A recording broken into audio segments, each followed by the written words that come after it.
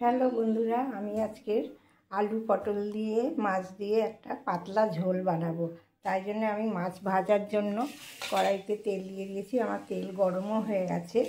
মাছটা ভেজে নেব। প্রথমে মাছটা ভেজে নেব।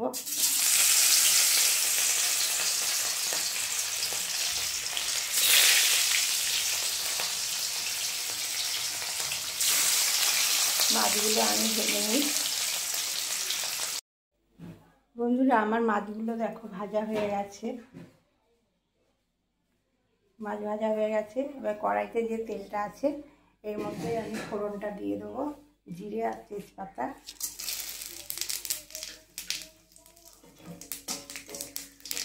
ফোড়নটা ভাজা ভাজা হয়ে গেলে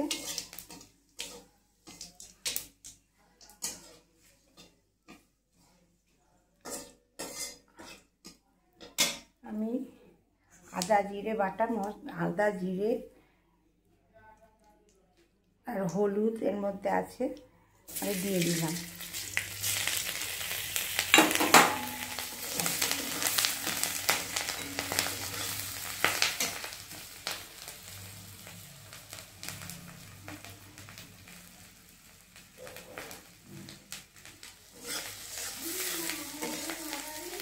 ভেবেছিলাম পটল দিয়ে করব, কিন্তু পটল দিয়ে করব না, এটা প্লেন একটু পাতলা ঝোল করব এই মশলাটা দিয়ে।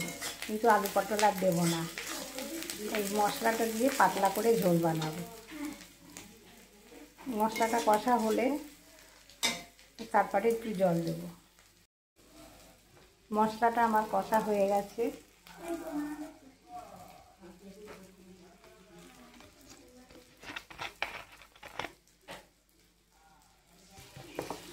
মশলাটা আমার কষা হয়ে গেছে। এবারে আমি জলটা দিয়ে দিলাম।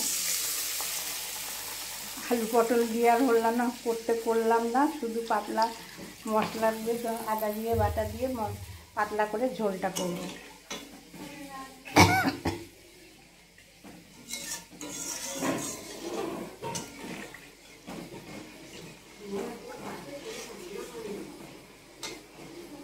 আর গরমে কিছু খেতেও ইচ্ছা করে না, গরমে পাতলা ঝোলটাই ভালো, কাঁচা লঙ্কা চিড়ে দিয়ে।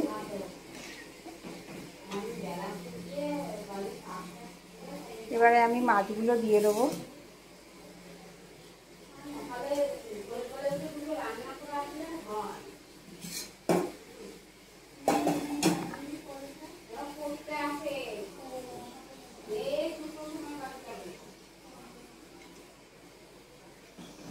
মাছগুলো দিয়ে দিলাম।